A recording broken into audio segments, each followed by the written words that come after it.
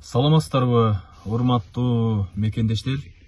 Мен Мамашев Сүйүн, Кыргыз Көмүр мамлекеттик ишканасынын башкы директорунун орун басары. Сиздерге кайрылуумдун себеби төмөндөгүчө.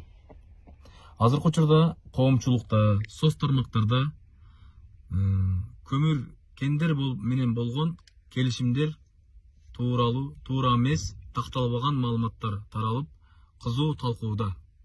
Ошондуктан сиздерге туура так маалыматты жеткирип коюуну туура көрдүм. Аталган көмүркендер бул тегене көмүркени, ошондой эле сүлүктүү 11-чи талаа көмүркени казуу ыкмасы жер астынан эске алганда бул аябай чоң каражатты талап кылуучу кендер болуп саналат.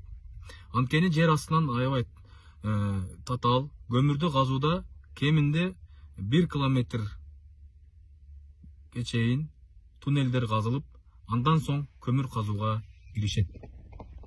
Бул албетте чоң көлөмдүү инвестиция талап кылынат.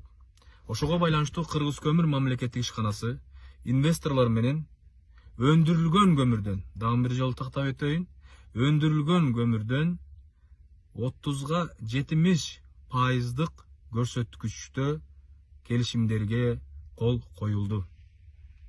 Бул албетте мамлекет үчүн эң жогорку көрсөткүч.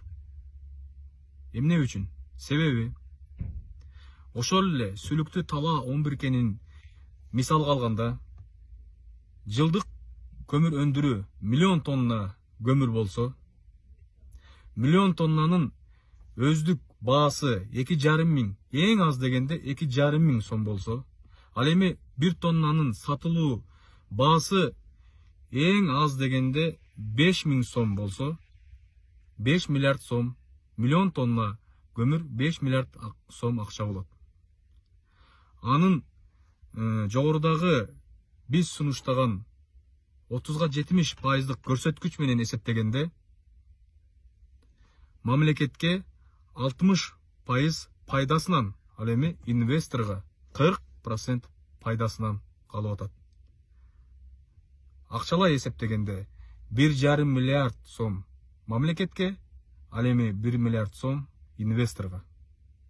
Урматтуу мекендештер, урматтуу коомчулук, сиздерден өтүнүч: туура эмес, такталбаган маалыматтарга ишенбей, туура такталган маалыматтарды угуп, ошол боюнча тыйнак чыгарсаңыздар деген терең ишеничим бар.